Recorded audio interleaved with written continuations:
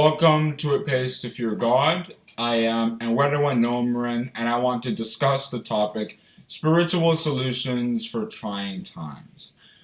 With everybody being at home, many with no job, some with no companions, others with financial instability, others with just a lack of purpose, as if they don't know what's going on, what life is going to provide for them in the future. With all of that going on, it's hard to really worship God or really to just continue living, in fact. And the Bible, of course, has solutions to all of these problems. And in this video, we are going to try to look at what the Bible has said about depression, sadness, and how, of course, those problems can be fixed. But before that, I'm just going to quickly throw a question at you that might spark some interest in the comments section below. And that question is, why has God allowed these trying times to come in the first place if He really did love humanity? Anyway, let's just get into those spiritual solutions for trying times like the ones we are currently in. For example, studying the scriptures is something that can relieve our minds and elevate our spirits. Study to show thyself approved unto God, a workman that needeth not to be ashamed, rightly dividing the word of truth, as St. Paul told us in 2 Timothy chapter 2, verse 15. Studying the scriptures is useful because when we look into the Bible and understand God's future, then that sort of elevates our spirits because it lets us hope in something. We know that from the Bible, the desire of all nations, peace, no poverty, no war, etc., which many humans are grieving over in this world, is in the future. If we read Haggai chapter 2, verse 7. When we study the Bible, we come to understand the fact that the way the world is now is not the way it's going to be in the future. There will be no more sorrow if we read Revelation chapter 21 verse 4 and Isaiah chapter 25 verse 8. There will be no more death if we read Hosea chapter 13 verse 14. There will be no more war if we read Psalms chapter 46 verse 9 and Isaiah chapter 2 verse 4. And of course, throughout the Bible there are many other promises that help us understand what the future is going to be in God's hands. It kind of helps elevate our spirits. And if we look at Jeremiah chapter 15 verse 15, Jeremiah was telling us that from God's word he rejoiced, he became happy because it sort of relieved him of maybe different things that he was experiencing. And if you look at Philippians chapter 4 verse 8, St. Paul told us that those good things in life that God is preparing, we should be thinking about, meditating about, all because the future that God is preparing is one of peace and not evil, as he told us to Jeremiah the prophet in Jeremiah chapter 29 verse 11, where of course he himself told us, "For I know the thoughts that I think toward you, said the Lord, thoughts of peace and not evil, to give you an expected end." It's important to understand studying the scriptures is good because it lets us understand what God's future is, and it can sort of relieve our spirits knowing that life, of course, will indeed get better. Then another spiritual solution for trying times is prayers. Prayers are spiritual solutions for trying times because they help us connect with God, communicate to God, and of course, they let us tell God what our problems are, and He, of course, can solve them for us because He is somebody who listens to prayers. The righteous cry, and the Lord heareth, and delivereth them out of all their troubles. The Lord is nigh unto them that are of a broken heart, and saveth such as be of a contrite spirit. Psalm chapter 34 and verses 17 and 18. See also 1 Peter chapter 3 verse 12. And to understand this better, we can look at two examples of when people prayed to God in trying times and God went to their aid and solved their problems.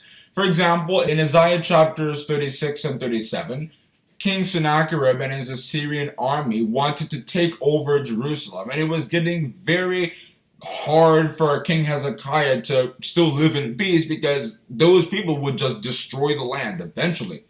And of course, those were trying times because there was fear. There was like, what are we going to do? How are we going to survive? What is the future going to be like? He prayed to God, and God, through an angel, of course, killed 185,000 of King Sennacherib's soldiers. And of course, not too long later, King Sennacherib died because his two sons assassinated him. That is what happens when the righteous pray to God, when, of course, those trying times are what we're living in. Daniel also lived through trying times in Daniel chapter 2.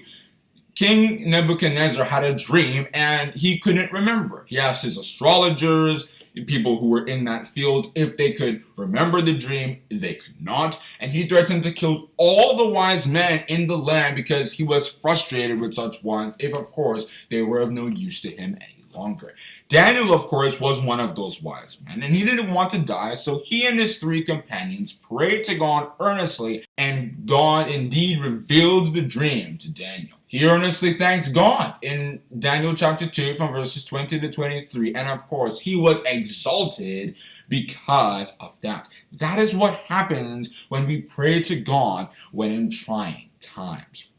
Then, counseling is also good in trying times like this because it's always good to look to higher people with more understanding, more biblical experience. They might have really good advice to give us that can not only relieve us, but also help us understand what's in the future and how to live according to, of course, such knowledge. If you look at places like Proverbs chapter 24, verse 6, it describes how living according to wise counsel is useful for doing the various things in our lives. And in Proverbs chapter 11, verse 4, King Solomon also told us, where no counsel is, the people fall. But in the multitude of counselors, there is safety. But I must emphasize, it is wise counsel we should be listening to. If we read Proverbs chapter 1, verse 5, not stupid counsel that's only going to ruin us, maybe counsel that's good for the moment, but it's not good to develop a good spiritual future. We should listen to counsel that's deeply rooted in the Bible and can help us get closer to God and be relieved from sadness, fear, etc. that, of course,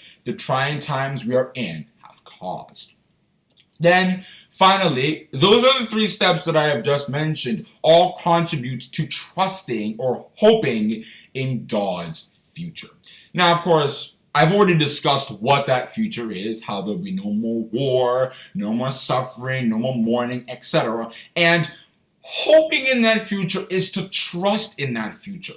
Let our lives be according to that. And we can understand this with what people do when they hope that the world will, for example, have no more people with no running water. You don't just sit there like, I don't want, people living in Africa to not have running water, access to water anymore. No. They go ahead, they can set up a charity, or they'll already donate to an existing one, or they'll just do something to contribute to that purpose. They won't just sit there lazy and just hope that some other guy who's a little more enthusiastic will do it. No, they contribute. They try to make that become a reality. And of course, hoping in God's future is the same. We try to contribute to it by spreading the message, by trying to relieve our spirits with that good future that God is preparing. And of course, try to help others, other people who are in that condition of apprehension, of fear, lack of purpose, as in, why am I still living? You can try to help such ones once you understand what God's future is and how, of course, the world will eventually get better from the time that we are in. As Jeremiah the prophet said in the Lamentations of Jeremiah, specifically Lamentations chapter 3, verse 26, it is good that a man should both hope and quietly wait for the salvation of the Lord. It is good that we as Christians look forward to what God is providing in the future. Because if you look at Psalm chapter 119 in verses 49 and 50, the writer of that psalm had described it as something that can not only elevate your spirit, but give you something to hope for. Remember the word unto thy servant, upon which thou hast caused me to hope. This is my comfort in my affliction, for thy word hath quickened me. It's a very important place because it helps us understand how hoping in God's future can make us feel happier in our day-to-day lives. And if you look at Isaiah chapter 40 verse 31, it in a different light describes what people who wait and hope in God's future get to experience. But they that wait upon the Lord shall renew their strength. They shall mount up with wings as eagles. They shall run and not be weary, and they shall walk and not faint. There are many other places in the Bible that further describe how trusting in God's plan can elevate our spirits. In fact, if you look at Proverbs chapter 3, verses 5 to 7, it tells us that when we trust in God and not lean into our own understanding, He will guide us. He will lead us to somewhere where we ourselves will be satisfied with. And of course, there are examples in the Bible of this happening. If you look at the story of Ruth in Ruth chapters 1 to 4, of course, Ruth was somebody who was in trying times. Her husband died, and her husband was one of Naomi's sons. In fact, Naomi was even more destitute because her husband died and her sons died, so she was poor and no hope pretty much. Ruth hoped in what Naomi was doing, going back to her hometown, Bethlehem, Judah, while Orpah was not really so hopeful. She was like, let me just go back to my own families. At least I know there's security there. But because of Ruth's hope in what Naomi was doing, aka the future that God wanted them to inherit, she ended up being able to be in a secure place, Boaz's household, and in the end, she was now a part of Jesus Christ's lineage. And frankly, Boaz actually made a very important statement in Ruth chapter 2, verse 12, where he promised Ruth that God was going to recompense her work and make her live a happy life. The Lord recompense thy work, and a full reward be given thee of the Lord God of Israel, under whose wings thou art come to trust. Ruth chapter 2, verse 12. It was almost like a prayer that he prayed, and of course, if we look at what happened after that, that prayer, of course, was answered. That indeed came to pass.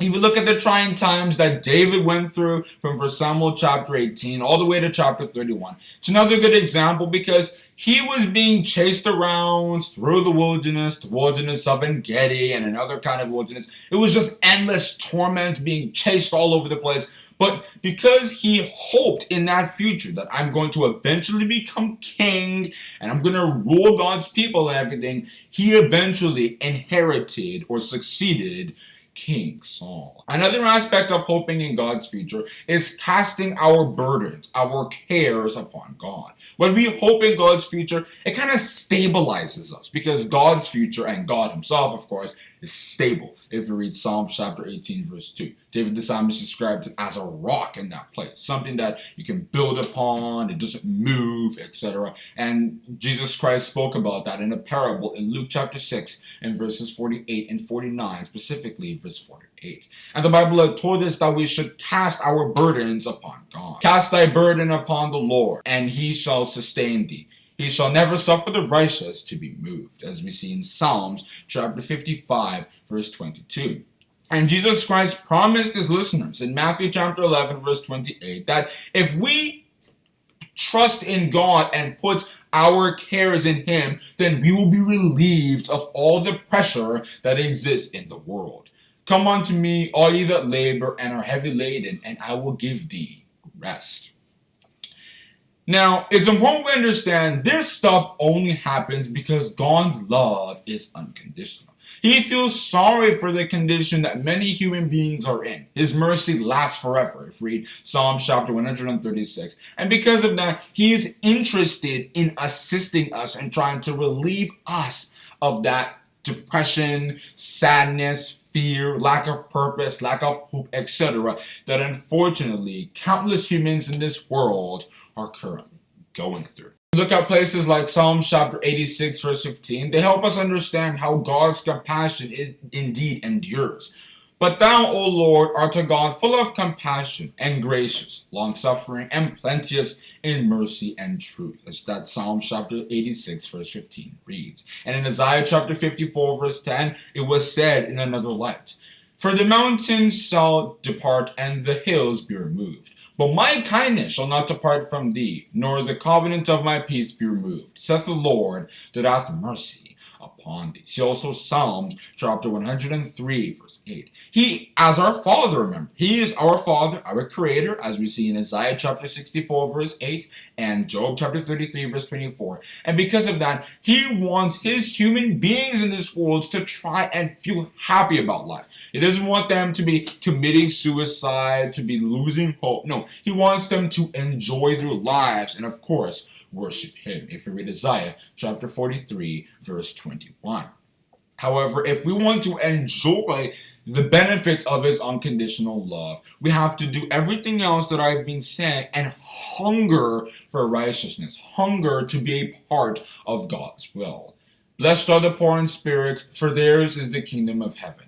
Blessed are they which do hunger and thirst after righteousness, for they shall be filled. Matthew chapter 5 in verses 3 and 6. And if you look at Psalms chapter 25 verse 9, David the psalmist told us that when we are meek before Him, we allow His love and guidance to move our lives along the path that God wants them to move, then we will do well. The meek will He guide in judgment, and the meek will He teach His ways, as that Psalm chapter 25 verse 9 reads. And I don't intend to go any further on discussing the subject, spiritual solutions for trying times. To conclude this episode, let's hear a tune that some of us might enjoy.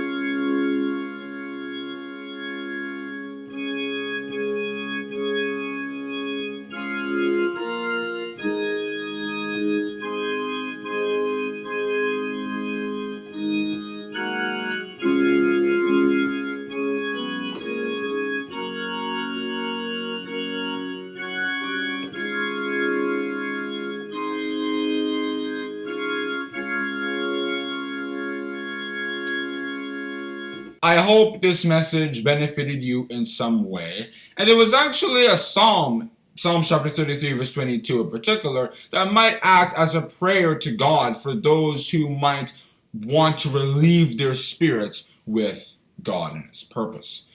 Let Thy mercy, O Lord, be upon us according as we hope in Thee.